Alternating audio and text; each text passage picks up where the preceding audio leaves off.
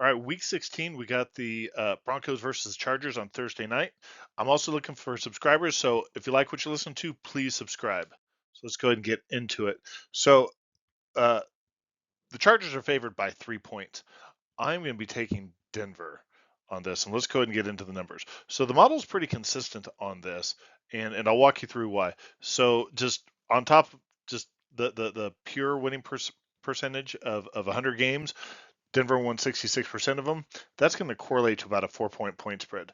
So, by the way, I love it when you have two two conference teams that are in the playoff hunt that are rivals in this time of year. They've got to bring it. They've got a lot to be hungry for. The model I would point out is been pretty consistent with both of these. So it's within 15 points for Denver and within 17 points for the Chargers. So that means it's hitting pretty well, off by a little bit, but not, they're not going to be perfect. So then just with the straight scores, is it saying Denver should put up around 21 points with Chargers around 16?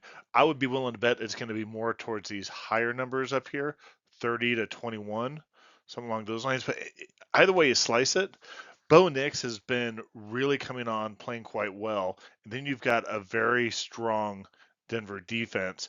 And quite frankly, the whole home field advantage of Denver coming to LA, I don't think it's going to be that strong. I mean, kids, keep in mind, I'm from LA. When you go to the SoFi Stadium, I mean, we went more than 20 years without having a pro team. It's not like you're going to, say, Seattle or some other place that's got a strong home field advantage where they can be loud.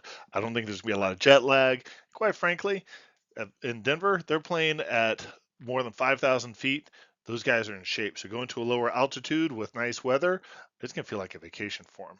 Both teams have a lot to play for. And the model just straight up is saying that Denver's a better team.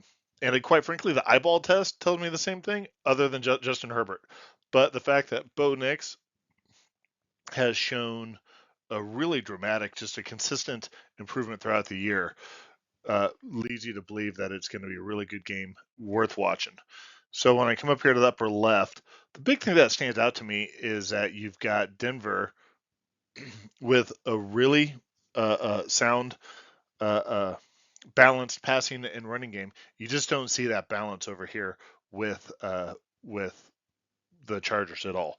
You see what's definitely a much more heavy reliance on the passing game, and what sometimes you watch, it looks like they can really win the ball, and other times you watch, it's like they've never run the ball all year for the Chargers. They're just inconsistent. Let's come over here to the right. So you definitely see that the Chargers offensive line, they're just not protecting Justin Herbert the way that you would expect.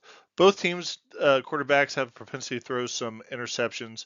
I'm not surprised to see that from Bo Nix, but when you look at his overall record throughout the year, he's getting better, and he's thrown a lot of touchdowns. He is really coming to his own as an NFL quarterback.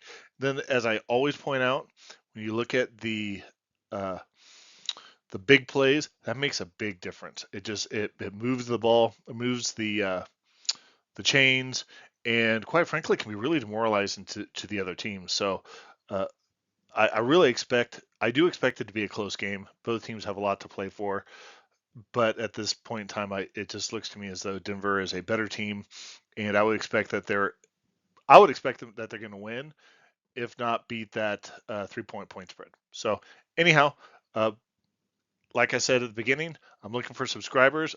And if you got questions, comments, drop me a note. Thank you.